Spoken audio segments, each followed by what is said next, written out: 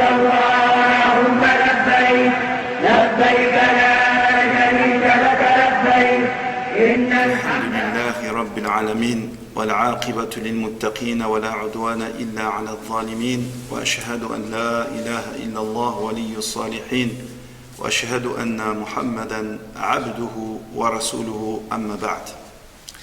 Mes frères et sœurs en islam, nous avions précédemment expliqué comment faire la Umrah.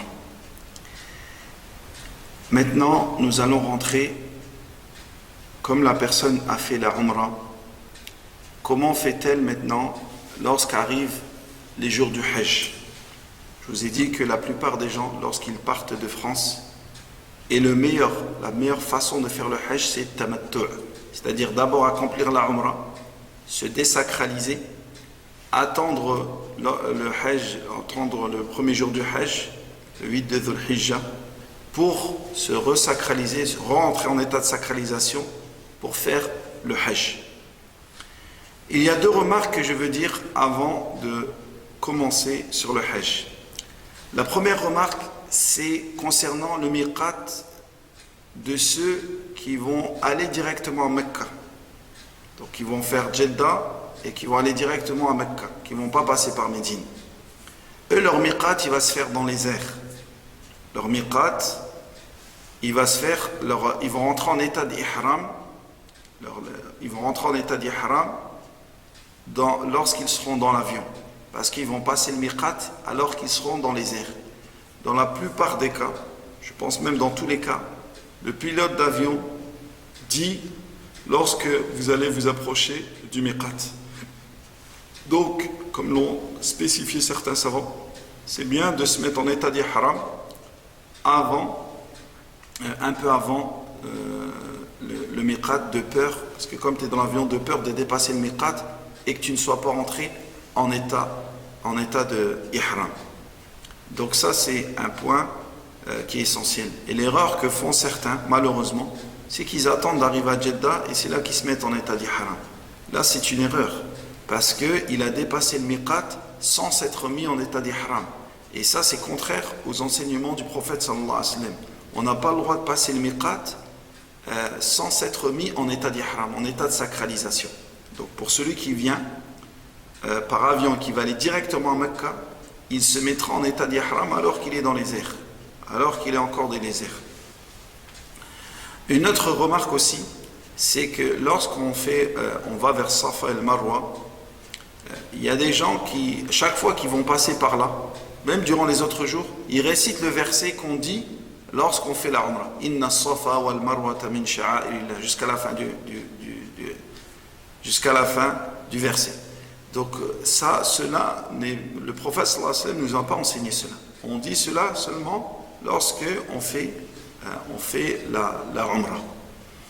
Et après, quand on a dit ce verset, comme je l'ai rappelé, on dit Abda'u ou nabda'u bima bada Allahu bihi. Maintenant, qu'en est-il lorsque nous arrivons le 8e jour de Dhul Hijjah? Qu'en est-il? Là, on va se mettre en état de sacralisation pour faire le pèlerinage. Donc, de ton hôtel, tu vas faire les grandes ablutions. Lorsque tu as fait les grandes ablutions, tu vas te vêtir du rida et du izar, ton vêtement de ihram. Et tu vas redire Labbaik Allahumma bil hajj. Allahumma hadhihi hajja la riya'a fiha wa la sum'a. Allahumma mahilli haythu habastani. Donc les trois invocations que nous avions dites lorsque nous étions mis en état de sacralisation pour la Umrah, on dit la même chose pour le Hajj. Sauf qu'au lieu de dire Umrah, on dit Hajja. Et lorsqu'on s'est mis en état de sacralisation, on part, là vous allez partir avec votre groupe à Mina. Donc, je ne répète pas, mais c'est la même chose, on s'est lavé, on a mis du parfum avant sur son corps, on a mis ses sandales, on ne se couvre pas. C'est la même chose que pour la Umrah, lorsqu'on se met en état de sacralisation. Donc lorsqu'on va à Mina, donc on est en état de sacralisation, on ne doit pas découvrir l'épaule comme malheureusement certains font. Je reste normal avec mon rida et mon izar, normalement. Je suis en état de sacralisation. Et là, je vais accomplir le dhuhr, l'asr, le maghrib, l'isha, le fajr du lendemain à Mina. Le dhuhr, je vais faire 2 rak'at. L'asr, je vais faire 2 rak'at. Le dhuhr, à l'heure de dhuhr, je fais 2 rak'at. L'asr, à l'heure de l'asr, je fais 2 rak'at. Le maghrib, il reste 3 rak'at. Et l'isha, à l'heure de l'isha, je fais 2 rak'at. Et subh, il reste 2 rak'at. Et quand je suis à Mina, que fais-je? Qu'est-ce que je fais lorsque je suis à Mina? Je reste dans les actes d'adoration. Je multiplie la talbiya. Labbaik Allahumma labbaik. Labbaik la sharika laka labbaik. Innal hamda wa ni'mata laka wal mulk. La sharika lak. Et une remarque importante, toutes les invocations que nous disons durant le pèlerinage, le pèlerinage sur la Umrah ou le pèlerinage, les invocations que le prophète sallallahu alayhi wa sallam nous a dit de dire à tel endroit il faut dire ça ou à tel endroit il faut dire ça, on doit le dire en arabe, car cela fait partie des rites. Donc là je le dis en arabe. Donc à Mina, je profite, je fais beaucoup la talbiya, je reste dans les actes d'adoration et je n'oublie pas que je suis en état de sacralisation. Donc il y a les choses, les 7 choses qui me sont interdites, qui sont communs aux hommes et aux femmes, que nous avions citées précédemment, et il y a les 2 choses en plus pour les hommes, c'est-à-dire se couvrir la tête qui nous est interdit, et de mettre tout ce qui pourrait embrasser le corps, et qui est façonné, qui prend la forme du corps, comme t-shirt, comme qui couvre la tête, etc. Donc lorsque j'ai fait cela, je suis à Mina, le lendemain, j'ai pris Al-Fajr. Donc on sera le 9 de Dhul Hijjah, c'est le jour de Arafah. Donc le 9 de Dhul Hijjah, après que le soleil se soit levé, je vais aller à Arafah. Je vais aller à Arafah. Maintenant, concrètement, comment ça se passe? C'est que chacun il est avec son groupe. Donc avec ton groupe, c'est Allahu A'lam à quelle heure tu vas partir. Parce qu'il y a des bus qui vous sont destinés. Donc Allahu A'lam à quelle heure tu dois partir. Mais il faut que tu partes avant, il faut être avant le Maghrib, il faut stationner à Arafah. Donc le mieux, c'est ceux qui partent après le lever du soleil. Comme ça, ils vont faire le Dhuhr, l'Asr, 2 rak'at, à l'heure de Dhuhr. Celui qui peut aller à Masjid Namira, il y a le mufti de l'Arabie Saoudite, Cheikh Al-Ashir, Hafidahullah, qui fait la khutbah, il fait un discours, et ensuite, il fait Dhuhr al-Asr, à l'heure de l'Asr, à l'heure de Dhuhr, 2 rak'at, 2 unités de prière, 2 unités de prière. Mais il faut savoir qu'une bonne partie de la mosquée, tu n'es pas à Arafah. Donc il faut bien faire attention à cela. Parce qu'il y a des gens qui restent au premier rang, au deuxième rang de la mosquée, au troisième rang de la mosquée. Ils sont là-bas. Et là, à l'endroit où ils sont, ils ne sont pas dans Arafah. Et jusqu'à le Maghrib, ils restent là-bas. Ça fait que lui, en réalité, il n'a pas de hajj. Parce qu'il n'a pas stationné à Arafah. Le prophète, sallallahu alayhi wa sallam, il a stationné au pied de ce qu'on appelle Jabal al-Rahma. Et contrairement aux idées reçues, le prophète sallallahu alayhi wa sallam n'est jamais monté. Il n'est jamais monté sur la montagne, Jabal al-Rahma. Mais il a stationné à son pied, ce qu'on appelle... il a stationné à son pied, mais il a dit que tout Arafah est une station. Il a dit j'ai stationné ici, mais tout Arafah est une station. Et le prophète sallallahu alayhi wa sallam nous a dit dans un hadith, il a dit أفضل ما قلت أنا والنبيون عشية عرفة لا إله إلا الله وحده لا شريك له له الملك وله الحمد وهو على كل شيء قدير. La meilleure chose que j'ai dit, moi et les prophètes, moi et les autres prophètes, le jour de Arafat, La ilaha illallah, ou l'après-midi d'Arafat, La ilaha illallah, wahdahu la sharika la, lahul mulk wa lahul hamd, wa huwa ala kulli shay'in qadir. Donc la personne, lorsqu'elle a fait les dhuhr et l'asr à l'heure de dhuhr, si elle a pu prier avec l'imam, c'est bien, mais il faut bien faire attention. Parce qu'il y a des gens, parce que la mosquée, Masjid al-Namira, il y a une limite qui délimite, qui délimite la position de l'imam. Donc si moi je suis devant, je ne peux plus suivre l'imam. Je ne peux pas être devant et suivre l'imam. Si je suis devant la mosquée, je ne peux pas suivre l'imam. Donc ceux qui n'ont pas pu prier avec l'imam, parce qu'ils sont dans leur tente ou ils sont loin, donc eux, qu'est-ce qu'ils vont faire? Ils vont prier avec d'autres musulmans. Si vous êtes avec un groupe et vous avez un responsable de groupe et peut-être il y a un imam, donc vous allez prier avec lui. Dhuhr al-Asr, vous allez diminuer ces prières de 4 à 2 et vous allez les réunir. Après avoir prié, qu'est-ce qu'il est bien de faire? Il est bien de faire, d'invoquer beaucoup Allah subhanahu wa ta'ala. Jusqu'à le Maghrib. Tu invoques, tu restes dans les invocations, tu restes dans les évocations dans le dhikr. Les paroles les plus aimées d'Allah subhanahu wa ta'ala, ou parmi les paroles les plus aimées d'Allah subhanahu wa ta'ala, subhanallah, alhamdulillah, la ilaha illallah, Allahu akbar, subhanallah wa bihamdihi, subhanallah al-azim, les paroles les plus aimées d'Allah. Donc, nous on est la ilaha illallah, wahdahu la sharika la, lahul mulk wa lahul hamd wa huwa ala kulli shay'in qadir. Donc je multiplie cela. Je multiplie le dhikr et je fais beaucoup de dua. Et ça ne veut pas dire que je dois rester debout jusqu'à le Maghrib. Non, je peux m'asseoir. Si j'ai faim, je peux aller manger. Il n'y a pas de problème. Il n'y a pas de problème. Et le prophète sallallahu alayhi wa sallam, il a dit Al-Hajju Arafa. Le Hajj, c'est Arafa. Pour montrer l'importance de Arafa. Celui qui n'a pas stationné à Arafa, il n'a pas de Hajj. Celui qui n'a pas stationné à Arafa, il n'a pas de Hajj. Arrivé à l'heure du Maghrib, je ne fais pas le Maghrib. Je vais partir et me diriger vers Muzdalifa. Donc là, pour la plupart, ils partent en moyen de transport, que ce soit bus ou voiture ou autre. Il y en a qui partent même à pied. Et subhanallah, parmi les avantages de ce jour-là, ou les hikam, les sagesses, c'est que ce jour-là, il te rappelle le jour de la résurrection. Il te rappelle ou il te fait rappeler le jour de la résurrection. Car tout le monde est habillé de la même manière. Le riche comme le moins riche. Le fort comme le moins fort. L'arabe comme le non-arabe. Tout le monde est habillé avec 2 serviettes blanches pour les hommes.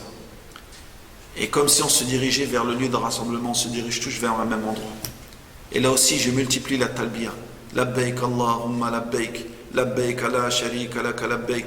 Innal hamda wa ni'mata laka wal mulk. La sharika lak. Donc je multiplie la talbiya. Arrivé à Muzdalifa, donc ce sera sûrement à l'heure de Maghrib ou un peu après, à l'heure de l'Isha ou après, mais on est toujours dans l'heure de l'Isha. À l'heure où tu arrives, tu vas faire Maghrib 3 rak'at et l'Isha 2 rak'at. Tu vas les réunir. Et là, tu vas passer la nuit à Muzdalifa. Tu vas passer la nuit à Muzdalifa. Lorsque j'ai passé la nuit à Muzdalifa, à l'heure de Subh, je vais avancer pour aller à Mash'ar al-Haram si je peux.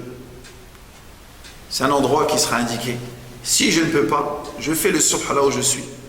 Et au lever juste un peu avant le lever du soleil, je vais vers Mina. Là, on est actuellement le jour de l'Eid. Yawm al-Nahr, le jour du sacrifice, le jour de l'Eid. Donc là, il y a plusieurs choses à faire durant ce jour-là. Premièrement, je vais aller pour lapider le plus grand trou. Ce qu'on appelle Jamarat al-Aqaba, le plus grand trou. Donc là, en me dirigeant vers Mina, les 3 stèles, la plus grande stèle, les 3 stèles se trouvent à Mina. Donc de Muzdalifa, je vais me diriger vers Mina, juste un peu avant le lever du soleil. Et arriver à la grande stèle, donc si je peux, il faut que j'ai Mina sur ma droite et Makka sur ma gauche. Même si Mina c'est Makka, mais Makka dans le sens où le Kaaba, l'endroit où je vais me diriger. Donc je vais ramasser 7 cailloux qui sont à peu près la taille des pois chiches, 7 petits cailloux. Et là, je vais jeter dans la grande stèle. Jamarat al-Aqaba. Bismillah, Allahu Akbar. Bismillah, Allahu Akbar. Bismillah, Allahu Akbar. Les 7 petits cailloux, je les jette. Là, ce qu'on appelle, on lapide le shaitan. Il ne faut pas croire que le shaitan est dans le trou. Donc nous, il ne faut pas faire n'importe quoi. Il y a des gens, ils jettent leurs sandales. Il y a des gens, ils jettent le parapluie. Il y a des gens, ils disent A'udhu billahi minash shaitanir rajim. Il y en a, ils jettent avec la rage. Là, il faut bien savoir, mes frères et sœurs, c'est des actes d'adoration qu'on accomplit. Nous, ce n'est pas de la rage qu'on doit avoir. Quelqu'un, il crie, il est énervé, il y en a, ils jettent tous leurs cailloux. Non. Ou ils jettent des gros cailloux. Non. Bismillah, Allahu Akbar. Et pour être sûr que mon caillou est bien tombé dans la stèle, il faut que je m'en rapproche un maximum. Maintenant, alhamdulillah, les autorités saoudiennes ont bien facilité. Donc tu peux te rapprocher facilement sans qu'il y ait de risque de se blesser ou qu'il y ait de risque de bousculade. Maintenant, tout a été facilité. Donc, lorsque j'ai lapidé dans la grande stèle, que vais-je faire? Là, je vais me diriger vers Masjid al-Haram, la mosquée sacrée, ou au préalable, je vais me raser la tête. Il y a le fait d'égorger, mais concrètement, il est pratiquement impossible maintenant d'égorger. Il y a encore des gens qui arrivent, ils arrivent à trouver des gens qui vendent des moutons, tu peux égorger chez lui, mais ça se fait maintenant, ça devient très rare. Donc il faut savoir que maintenant, pour la plupart des groupes, quand vous partez, votre argent pour le hadiyu, pour l'offrande, vous allez le donner soit à votre responsable de groupe ou soit à un organisme qui sera chargé d'égorger votre bête. Mais de vous-même, vous ne pourrez plus le faire. Alors que le prophète Sam, il avait égorgé à Mina. Ça, on le sait, ça c'est ce que vous allez trouver dans les textes. Mais toi, concrètement, tu ne pourras plus égorger à Mina. Donc ce sera fait c'est les autorités qui s'occupent de cela. Maintenant, si tu arrives à trouver quelqu'un chez qui tu vas égorger, alhamdulillah, mais il faut savoir que c'est pratiquement impossible. Donc je vais aller, lorsque j'ai fait cela, je vais aller pour me raser la tête, pour les hommes. Et pour les femmes, elle va se recouper, elle réunit ses cheveux et elle coupe à cette dimension, la dimension d'une phalange. Quand j'ai fait cela, je peux me désacraliser. On appelle ça la petite désacralisation. C'est-à-dire tout m'est autorisé, sauf les rapports intimes, pour celui qui est marié. Tout m'est autorisé, sauf les rapports intimes. C'est-à-dire que maintenant, je peux me remettre en qamis, je peux remettre une taqiya normale. Il n'y a pas de problème. Il n'y a que les rapports intimes qui me sont interdits. Et là, je vais aller faire tawaf al-ifada. C'est le jour de l'Eid. Je vais aller. Donc là, je peux être en qamis normal. Je vais aller à la Masjid Haram, toujours on rentre du pied droit. Et on dit la dua quand je rentre dans une mosquée.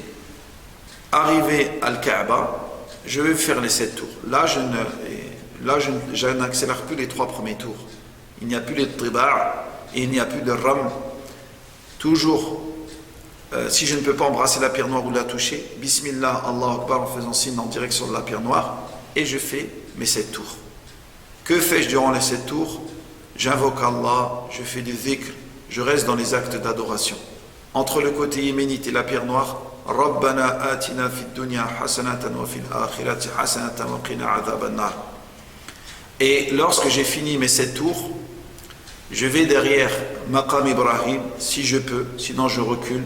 Si je ne trouve pas de place, là où je vais prier, il n'y a pas de problème, je fais 2 unités de prière.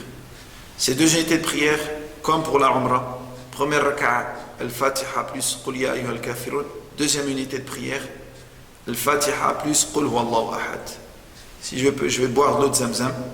Ensuite, je me dirige vers As-Safa wal Marwa, comme j'ai fait pour la Umrah. Je fais exactement la même chose. Je dis exactement les mêmes invocations. De peur de me répéter, je ne les répète pas, mais les mêmes invocations que j'ai faites lorsque je me suis dirigé vers la station d'Ibrahim ou lorsque je me suis dirigé vers As-Safa al-Marwa, je dis les mêmes invocations. Je fais la même chose. Et ensuite, je fais Safa al-Marwa. Lorsque j'ai fini ça, maintenant, je suis désacralisé totalement. C'est-à-dire même les rapports intimes avec ma femme, après si je ne me suis pas déjà rasé la tête, je me rase la tête. Mais à partir de cela, maintenant je suis désacralisé totalement. Donc je peux, là c'est différent, il y a 4 choses qu'on fait le jour de l'Eid. On jette 7 cailloux, 7 petits cailloux dans la grande stèle, on se rase la tête, il y a le sacrifice à faire et il y a Tawaf el-Ifada. Dans cet ordre-là, c'est mieux d'abord jeter les 7 cailloux, égorger sa bête, se raser la tête et faire le Tawaf el-Ifada. L'ordre que tu vas faire n'a aucune importance. Tout ce que tu vas faire, c'est bon. Du moment que tu fais ces 4 choses-là. Donc quand j'ai accompli cela, maintenant je peux me désacraliser totalement, c'est-à-dire même les rapports intimes me sont autorisés. Maintenant, qu'est-ce qu'il me reste à faire? Toutes les nuits, il faut que je les passe à Mina. Donc il faut que je retourne à Mina, passer les nuits là-bas. Je vais passer les nuits là-bas. Et pareil,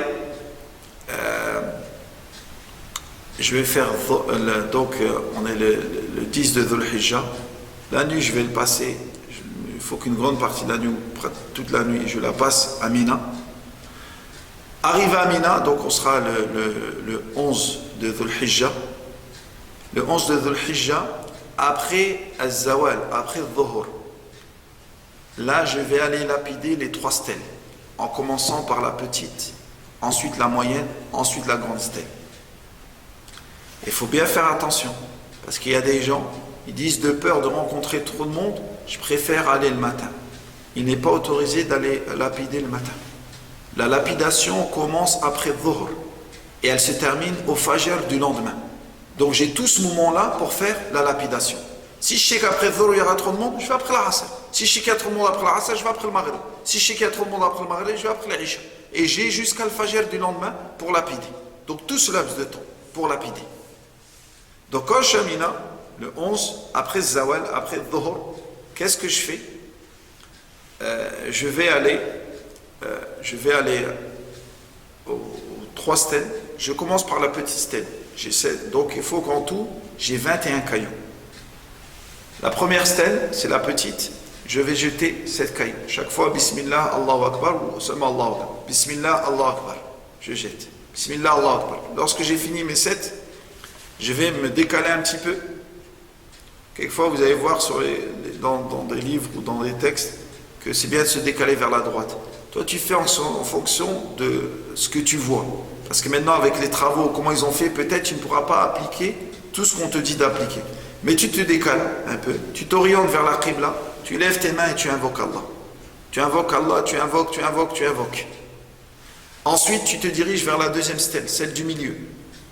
Pareil, tu vas jeter 7 petits cailloux. Bismillah, Allahu Akbar. Bismillah, Allahu Akbar. Bismillah, Allahu Akbar. 7 petits cailloux que tu vas jeter. Ensuite, tu te retires, pour pas gêner les gens, tu te recules. Et là, tu vas te lever tes mains en direction de Al-Qibla, de la Kaaba, et tu invoques Allah subhanahu wa ta'ala.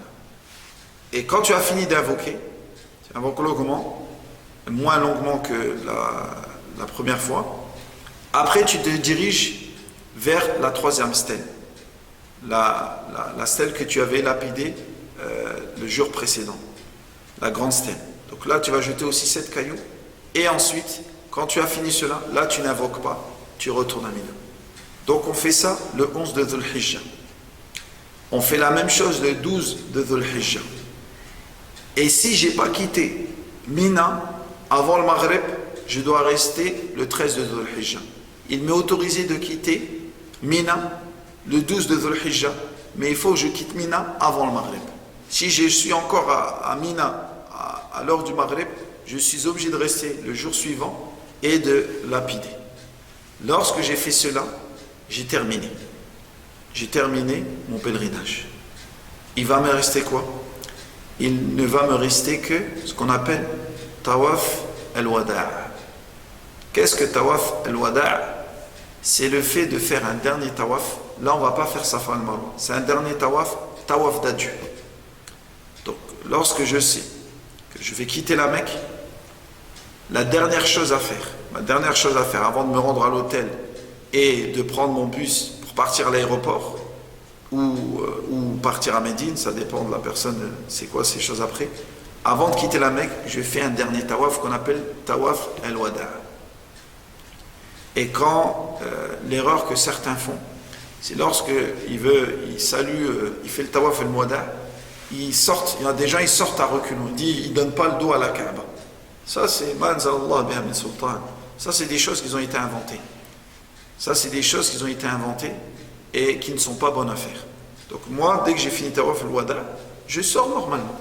Et de chaque mosquée, c'est bien de sortir du pied gauche et de dire Bismillah wa salatu wa salam ala rasulillah, Allahumma aftah li abwaba fadlik. Tout simplement, comme dans chaque mosquée.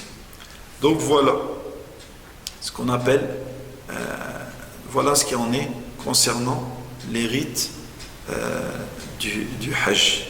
Donc les rites du Hajj sont très simples, mais c'est bien de savoir comment on accomplit le Hajj. Et celui qui peut aussi se procurer certains ouvrages, comme le Cheikh Al-Albani, il a un ouvrage concernant la Umrah et le Hajj. C'est un ouvrage que je vous recommande. Et cet ouvrage-là, le titre, normalement je l'ai, le titre c'est Manasik al-Hajj wal-Umrah fi al-Kitab wa Sunnah wa Athar al-Salaf de Cheikh Al-Albani. Et il y a d'autres livres sur le Hajj et la Umrah, d'autres savants, mais il faut livres des savants qui sont reconnus, dont on sait qu'ils ne vont pas inventer des choses. Wallahu ta'ala a'lam. Allahumma salli wa sallim wa zid wa barik ala Muhammad wa ala alihi wa sahbihi wa sallim taslima walhamdulillahi rabbil alamin.